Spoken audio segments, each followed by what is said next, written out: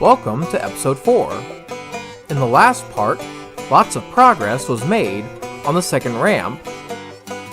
More cork roadbed was laid on the upper level,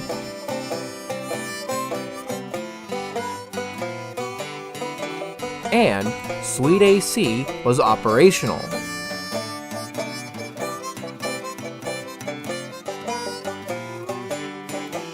We are now in the month of July.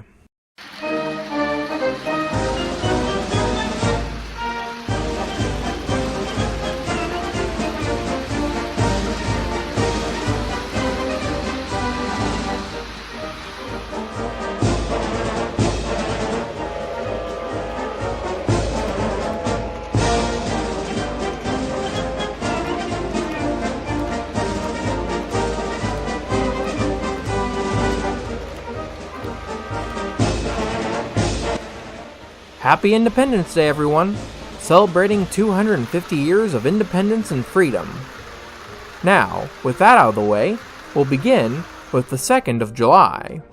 On the middle peninsula of the upper level, the main line was installed, with proper switches also in the correct spots.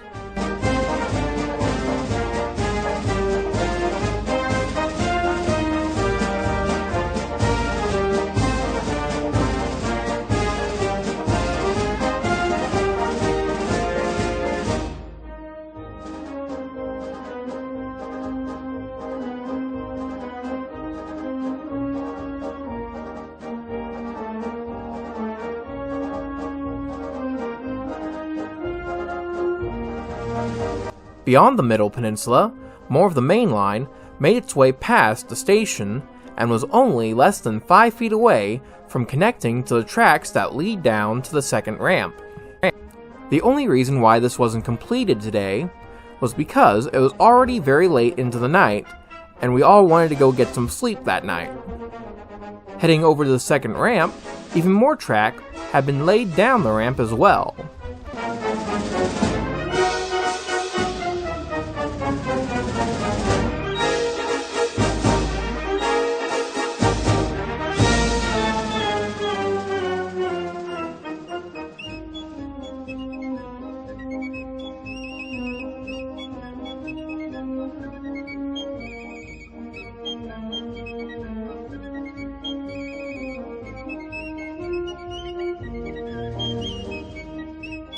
Moving on to the 7th, that last 5-foot gap was finally filled, marking the completion of the double-track main line on the upper level.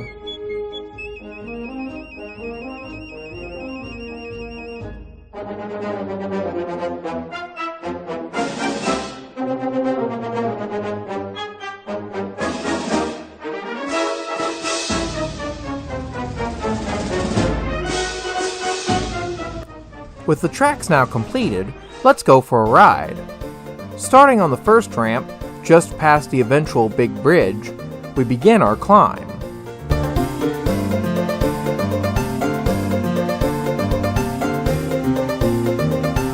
Oh no! A pile of plastic has been left on the tracks!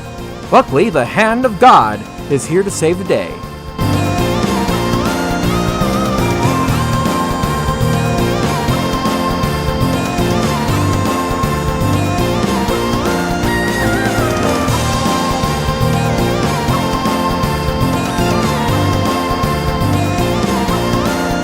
And yes, we just ran over a piece of plastic. I guess our overlords can't see everything.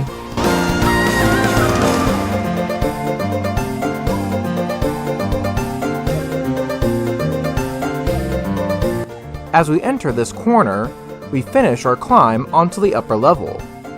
To the right, the upper level railroad will come alongside us here.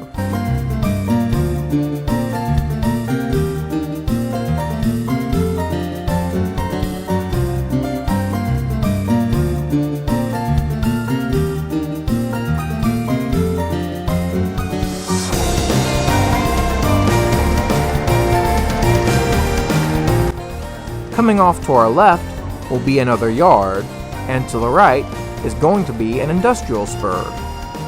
Let's stop here for a couple of minutes to see the progress that has been made here. On the main line, a switch was beginning to be installed here to access the future yard here. Besides the switch, more cork road bed was being added here as well to accommodate for more tracks to be laid here in the future.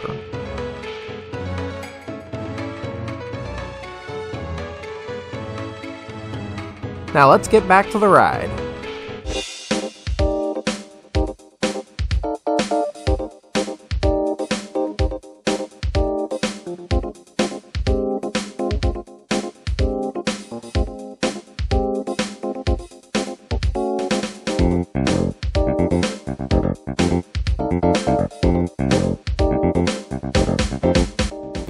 Rounding this next corner, we pass what will later become another station with a diamond crossover in front of it.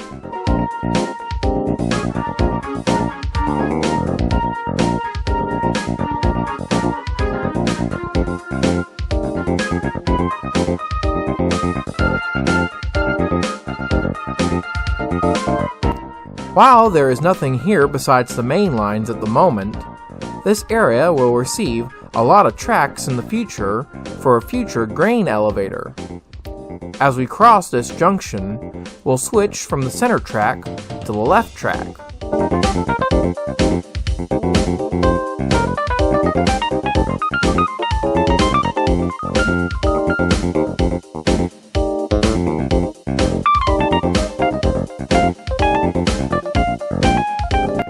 As we round this next bend, the upper level railroad will split away from the main line here and stay up on the upper level, while the main line will head on to the second ramp.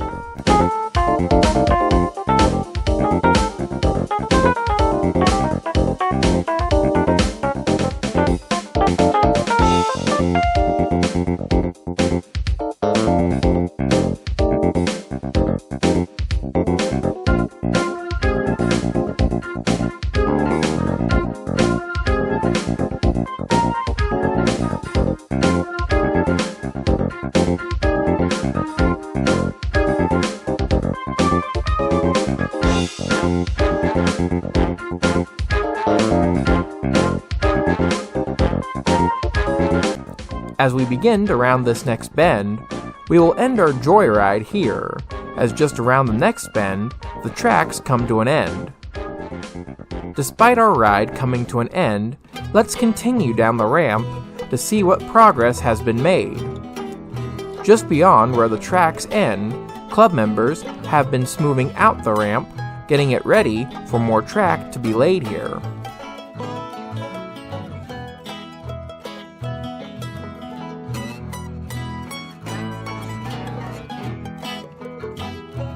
Beyond where the grade was being smoothed out, and where another big bridge will go in future, more of the ramp was still being put together in this area.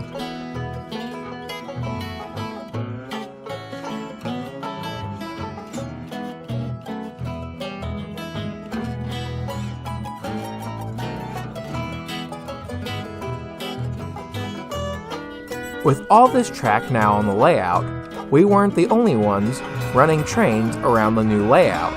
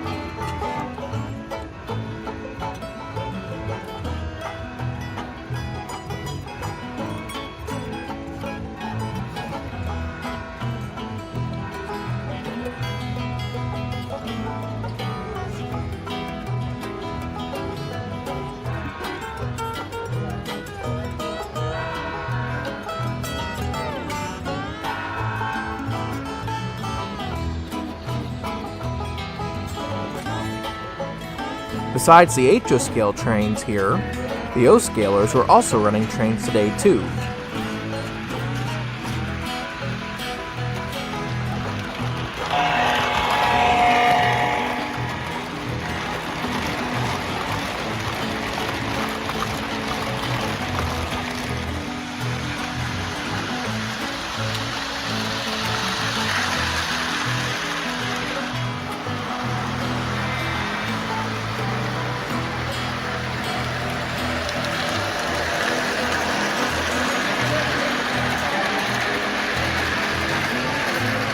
Now let's head out the door, as we weren't the only trains running in town.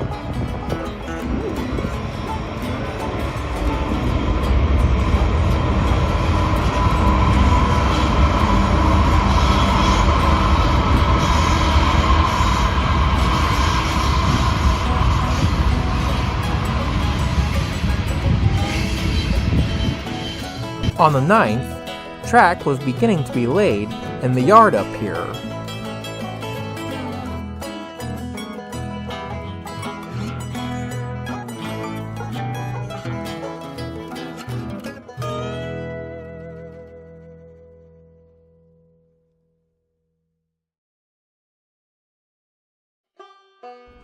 By the end of the night, the tracks at this end of the yard were completed. Returning over to the second ramp, more of the ramp was smoothed out, ready for more cork roadbed to be laid onto it.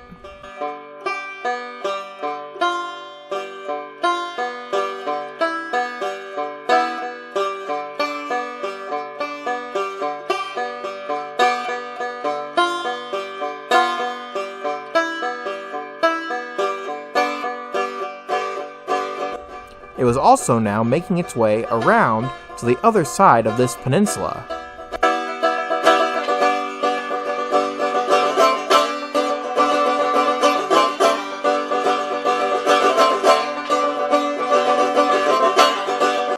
Heading over to the O-gauge layout, there was a little more progress on connecting the two halves of this mountain.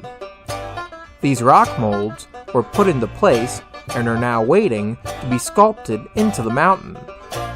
As work was progressing, some club members brought in some very impressive steam locomotives, such as this Bowser Pennsylvania Railroad K4,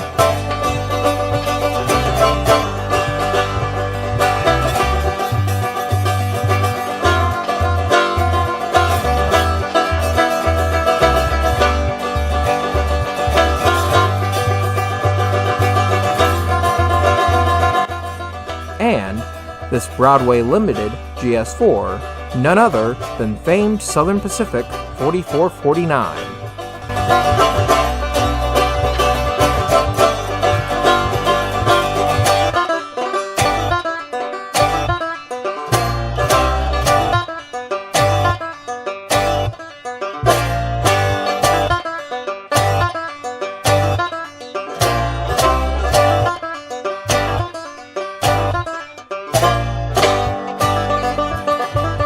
Let's move on now to the 16th.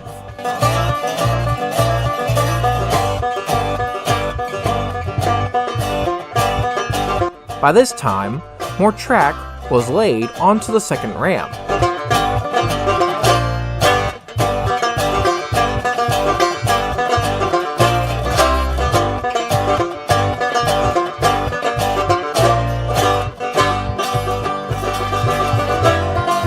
And the track laying team was now on the heels of the surveying team grading the railroad.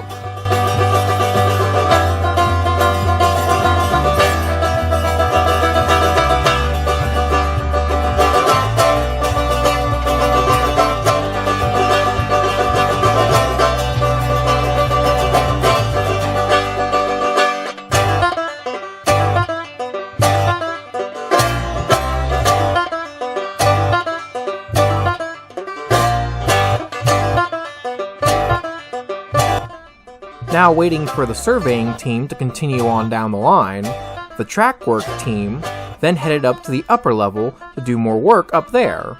In this area, the sidings for a future grain mill were installed here.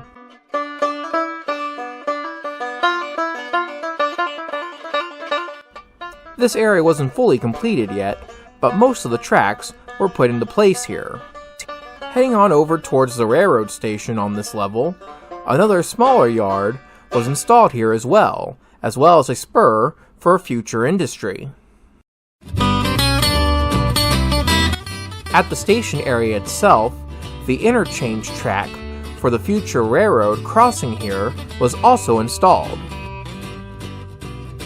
Further past the station, around where the other yard was installed, roadbed was being laid down for a future industrial spur here.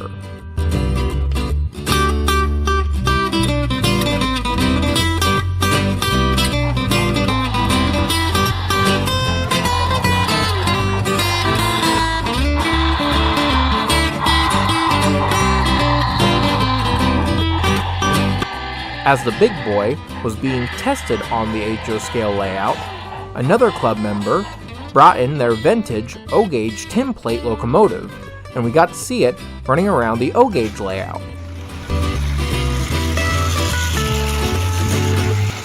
By the 21st, more progress was made on the ramp.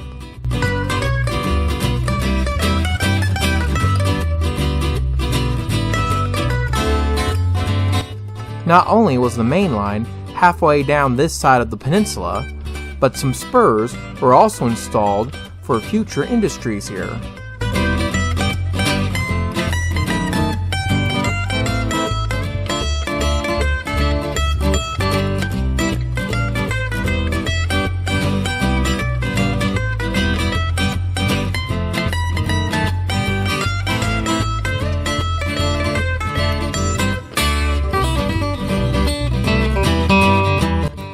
The only other notable thing to happen on this day was the completion of the industrial spur next to the big yard on the upper level.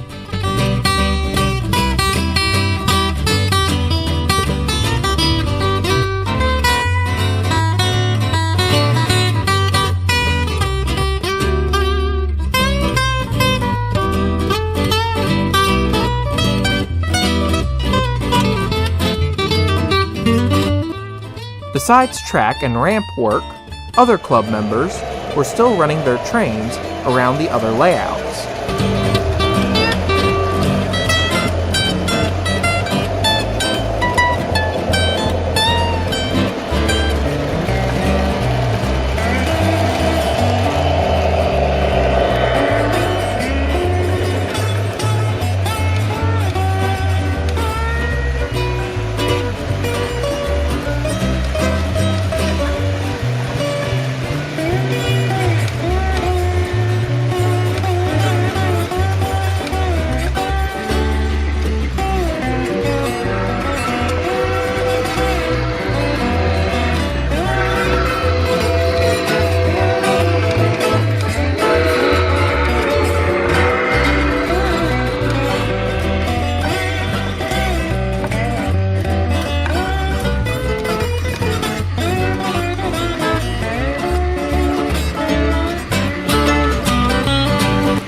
Moving on to the 23rd, Cork Roadbed was finally making its way further down the ramp.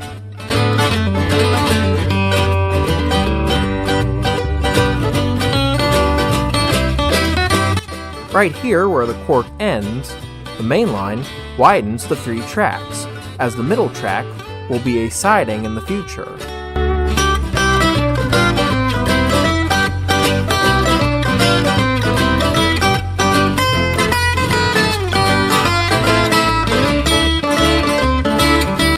Beyond here, the march of the grading team was still going on.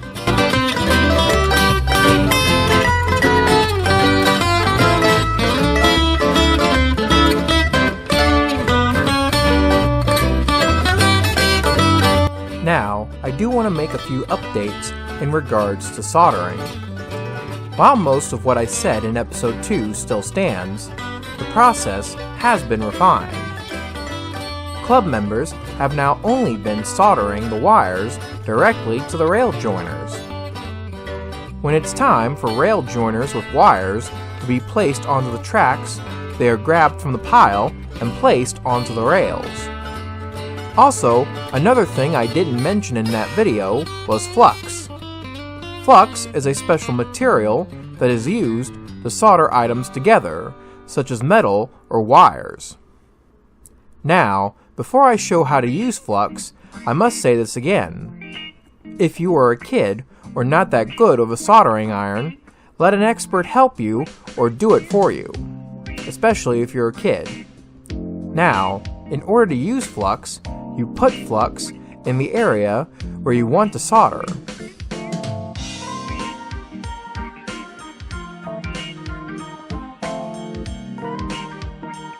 You then take your soldering iron and then burn the flux away. Warning, it will make a nasty smell when it's burning away. Try not to smell it and don't breathe it in. This helps to prepare the area to receive solder shortly after this.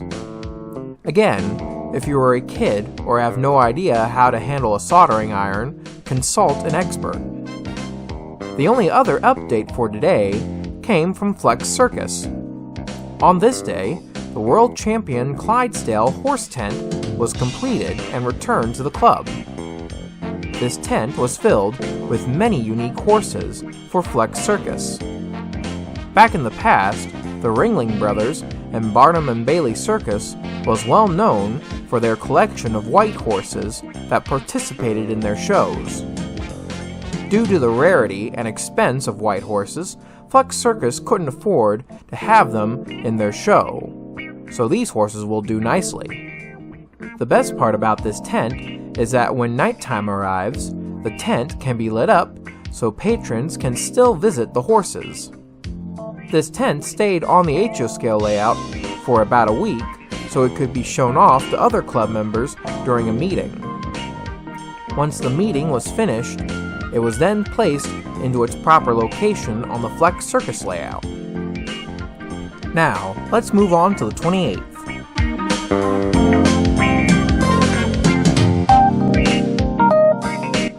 The first thing to take note of is the door and frame that was lying on its side. This door is intended to replace this door in the very near future.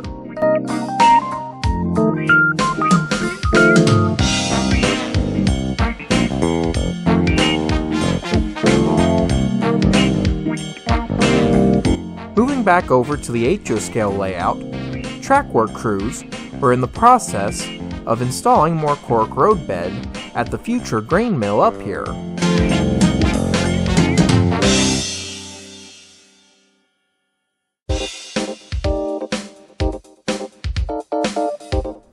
Beyond the grain mill, the roadbed for the upper level railroad can be seen on the inside of this double-tracked curve.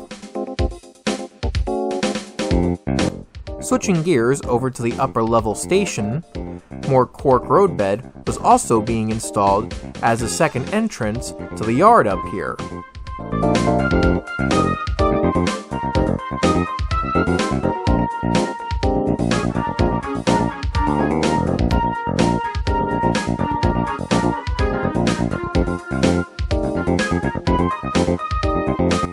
Now let's head down the second ramp. Halfway down the ramp, we come across this crossover switch, which was installed recently.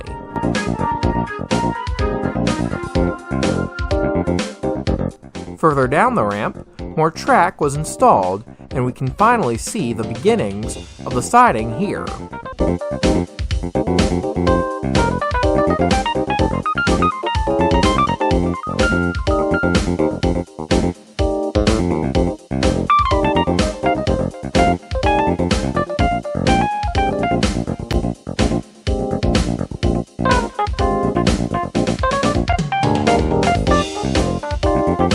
Beyond where the tracks end here, the grading team was still at work.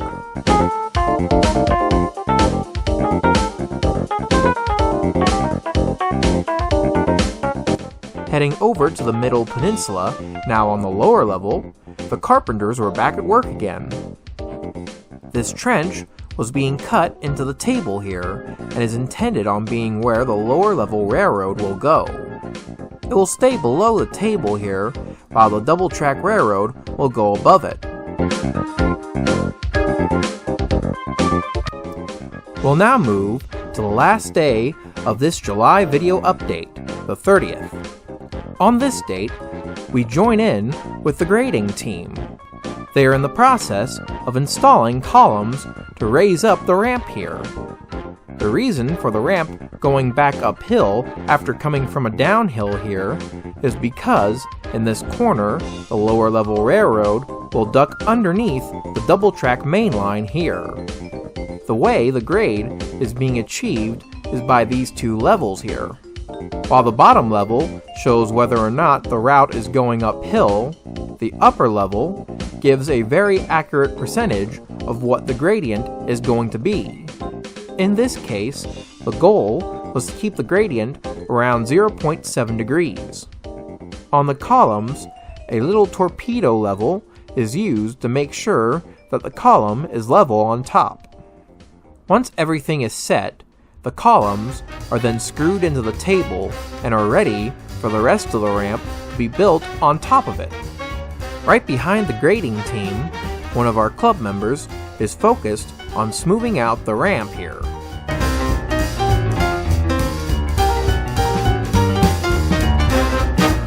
Right behind him, another club member is in the process of laying more track onto the ramp.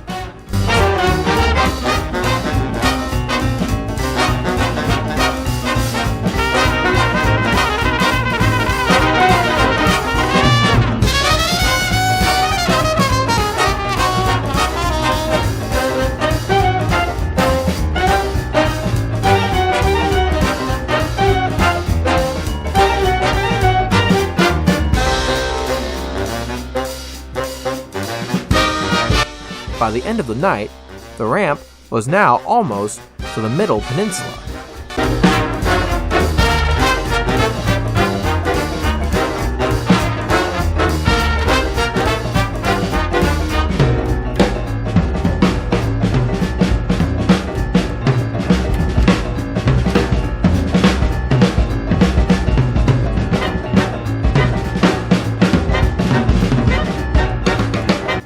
From this camera angle, we are at the bottom of the ramp coming from the second level. Looking forward, we can see the ramp going back uphill again to clear the future lower level railroad. Up on the upper level, another club member is hard at work sanding down the cork. In some spots, the homosote makes some sharp dips and valleys, making the cork roadbed also have sharp dips and valleys. The way this was being eliminated was by placing more cork on top of those valleys and dips and then smoothing them out with a sander. This helps to eliminate a bumpy ride for the trains running on the layout. The only other thing to make note of on this day was that some more of the upper level railroad was installed onto the middle peninsula.